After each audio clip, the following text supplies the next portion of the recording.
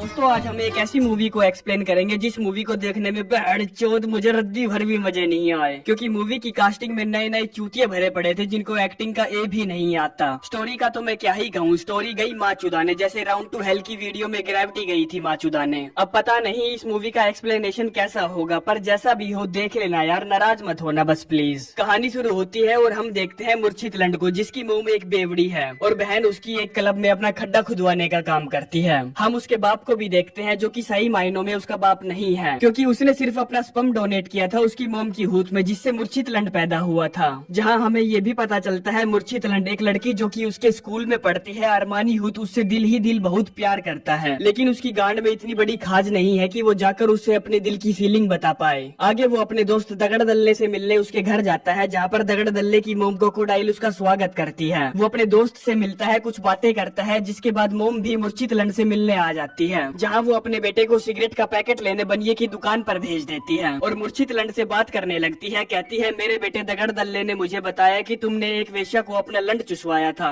देखो तुम्हारी मोम मेरी बहुत अच्छी दोस्त है और मैं बिल्कुल भी नहीं चाहती कि तुम उस टाइप की लड़कियों के साथ ऐसे काम करो। जिसके बाद उसकी मोम उस पर डोरे डालने लगती है और उसकी मुट्ठ मारती है और अपनी गांड मरवाती है और भी न जाने क्या क्या, जिससे होता ये है कि उन दोनों के बीच में अब अवैध संबंध बनने लग जाते हैं। अगले दिन वो अपने स्कूल पहुँचता है अपने दोस्त दगड़ दल्ले के साथ। तभी वहाँ पर एक मीठा आता है जो कि मूर्छित से कहता है अगर तूने अरमानी को अपनी गर्लफ्रेंड बना लिया तो मैं तुझे $1000 दूंगा, और अगर तू उसे अपनी गर्लफ्रेंड नहीं बना पाया तो तुझे मुझे $1000 देने होंगे और तुम्हारे पास सिर्फ 2 हफ्तों का टाइम है। आगे वो बाथरूम में मूत की धार मारने जाता है, जहाँ उसे सोच मिलती है जो कि कहीं भी आ सकती है। बोले तो वो उसकी इमेजिनेशन है। मूर्छित उससे पूछता है भला तुम यहाँ क्या कर रही हो? वो कहती है कहाँ, बॉयज टॉयलेट में। यहाँ मेरा आना जाना लगा रहता है, मेरी पुरानी आदत है। जिसके बाद वो उसे मोटिवेट करती है और कहती है तू अरमानी हूत को पटा सकता है और बजा भी सकता है, क्योंकि अगर किसी भी चीज को दिल से चाहो तो पूरी कायनात तुम्हें उससे मिलाने की कोशिश में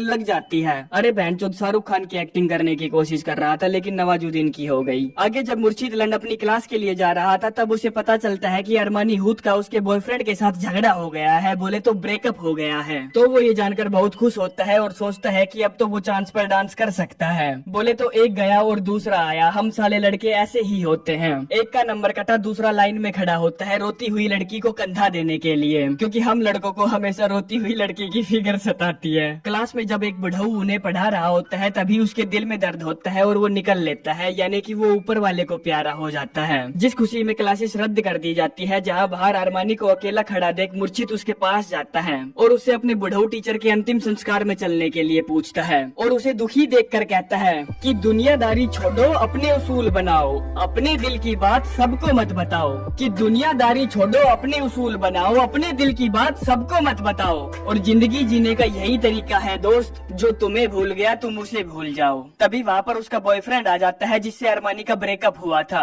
और उससे कहता है तुझको जितनी इज्जत दी तू गैरों की तरफ चलती हो गई, कि तुझको जितनी इज्जत दी तू उतना गैरों की तरफ चलती हो गई। जाओ ढूंढ लो, मेरे से तगड़ा लंड कहीं नहीं मिलेगा। बस बाद में ये मत कहना सॉरी यार हमसे गलती हो गई। और ये सुनकर अरमानी का मत्था सटक जाता है, कहती है चल चल निकल आया बहन का लंड बौड़ी गैंड, तेरे जैसे 100 घूमते हैं मार्केट में। आगे वो अपने बूढ़े टीचर के अंतिम संस्कार पर जाते हैं, जहाँ कार में मीठे जसमानक के गाने बज रहे थे। अरमानी हूत कहती है मुझे जसमानक के गाने बहुत पसंद है। अब ये बात सुनकर मूर्छित भी उसे इम्प्रेस करने के लिए कह देता है हाँ मुझे भी मीठा जसमानक बहुत पसंद है और कल मैं उसके कॉन्सर्ट में जाने वाला हूँ। जिस पर अरमानी उससे पूछती है क्या मैं भी तुम्हारे साथ चल सकती हूँ। मूर्छित जो कि उसकी बजाना चाहता था उसे कॉन्सर्ट के लिए हाँ कर देता है। ये बातें चल ही रही थी तभी पीछे से कोई चूतिया उनकी कार को ठोक देता है। मूर्छित बाहर उतर कर देखता है कि किस बावली गांड ने उससे अपनी कार ठोकी है, जहाँ उसे पता चलता है कि वो एक चर्च के फादर हैं जो अंतिम संस्कार के लिए आए हैं। फादर उससे माफी मांगते हैं और कहते हैं मैं तुम्हारी कार को ठीक करा दूंगा।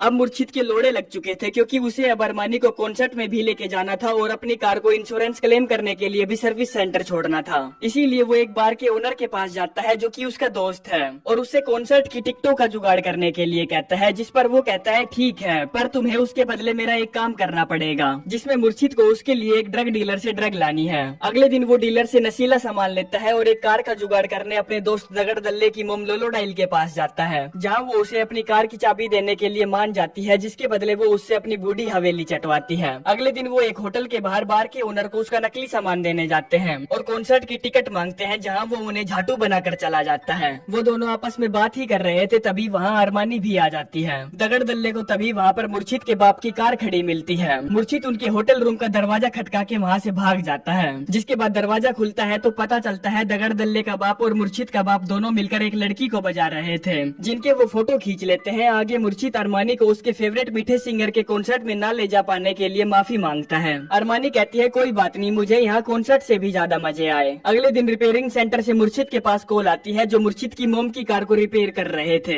वो कहता है तुम्हारी मोम की कार को ठीक होने में अभी कुछ दिन और लगेंगे, इसीलिए वो उसे अपनी टेम्परेरी यूज करने के लिए एस्टन मार्टिन दे देता है, जिसे देखकर तो मुर्शिद की फटी रह जाती है। आगे वो अपने दोस्त दगड़ दल्ले और अरमानी को लेकर घुमाई पर निकल पड़ता है, लेकिन कुछ ही देर में पुलिस वाले उन्हें रुकवा लेते हैं, क्योंकि पुलिस वालों को मुर्शिद की मोम की कार में रिपेयरिंग सेंटर वाले ओनर की लाश मिली थी और ये जो एस्टन मार्टिन वो चला रहा था वो उसी रिपेयरिंग सेंटर के ओनर की थी। इसीलिए पुलिस वाले उसे शक के बिहाफ पर अरेस्ट कर लेते हैं। पूछताछ के दौरान वो पुलिस वाले को बताता है कि चर्च के फादर के कहने पर ही उसने अपनी कार को उस सर्विस सेंटर में छोड़ा था। तभी बातचीत के दौरान ही एक एडवोकेट वहाँ आती है, जिसको चर्च के फादर ने ही मुर्शिद की हेल्प करने के लिए भेजा था। जिससे होता ये है कि वो उस एडवोकेट के कहने पर इन सब चीजों का इल्जाम अपने बाप पर डाल देता है, जिससे पुलिस उसे छोड़ देती है। वो अपने घर पहुँचता है और अंदर जाता है तो पाता है कि उसकी बहन ने बहनचोद उसकी धंधे वाली सारी दोस्तों को घर बुला रखा है, जिससे उसके मिंटोस वाले दिमाग में एक आइडिया आता है, जिसमें वो अपने दोस्त दगड़ दल्ले से कहता है क्यों न हम पैसे कमाने के लिए आज रात को अपने घर को कोठा बना दें, ताकि अगर मैं अरमानी को पटाने वाली शर्त हार भी जाऊं तो मैं उस मीठे को $1000 दे पाऊं। उसके इस आइडिया में दम था तो दगड़ दल्ला एग्री हो जाता है। तभी उसकी मोम क्रोकोडाइल वहाँ आ जाती है,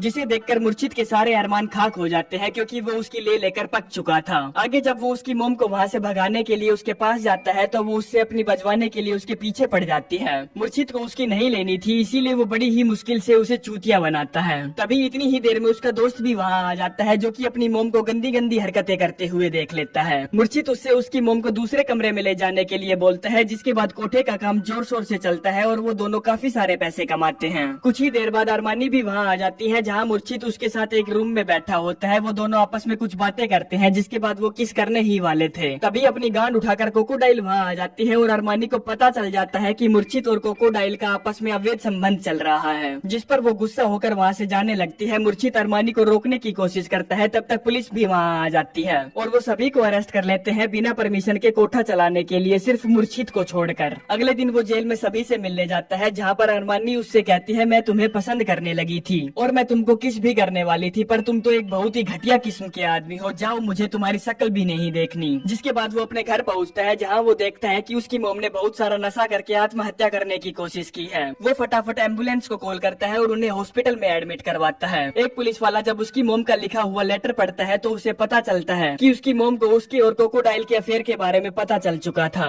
और शायद इसी वजह से उसकी मोम ने आत्महत्या करने की कोशिश की थी। कुछ समय बाद क्रोकोडाइल उससे मिलने उसके घर आती है तो वो उसके साथ अपने घोटाले बोले तो नाजायज रिश्ते को खत्म कर देता है और उसे वहाँ से भगा देता है। आगे वो हॉस्पिटल में अपनी मोम से मिलने जाता है, जहाँ पर उसकी मोम उससे कहती है तुमने जो भी रायता फैलाया है तुम्हें वो खुद ही साफ करना पड़ेगा और तुम्हें शायद खुल्लम खुल्ला अरमानी से बात करनी चाहिए, शायद वो तुम्हें माफ कर दे। अपने बाप की तरह मत बनो, एक अच्छे आदमी बनो। जिसके बाद वो उसी सेक्सी वकील के पास जाता है जिसने उसे पहले पुलिस वालों से बचवाया था, जहाँ वो उससे अपने दोस्तों को थाने से छुड़वाने के लिए कहता है। वकील कहती है मैं $2000 चार्ज लूंगी। मुर्शिद कहता है लेकिन मेरे पास तो सिर्फ $37 ही हैं। वकील कहती है ठीक है तुम मुझे इतने ही दे दो डाउन पेमेंट के तौर पर और अब से तुम मेरे नीचे काम करोगे, बोले तो तुम मेरे क्लर्क हो। आगे सेक्सी वकील उसके सारे दोस्तों को थाने से छुड़वा लेती है और एक दिन जब मुर्शिद अपनी मोम से मिलकर हॉस्पिटल से बाहर आ रहा था तभी उसे अरमानी मिलती है, जहाँ पर वो उसे दिल से सॉरी बोलता है और कहता है मैं तुमसे बहुत सच्चा वाला प्यार करता हूँ। अरमानी भी उसे कहीं न कहीं चाहती तो थी ही, इसीलिए वो उसके ऑफर को एक्सेप्ट कर लेती है और वो दोनों किस करते हैं। जिसके साथ ही ये कहानी यहीं पर समाप्त हो जाती है। मैं जानता हूँ आप सोच रहे होंगे कि इस कहानी का मोरल क्या था,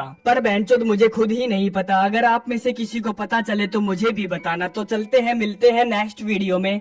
धन्यवाद।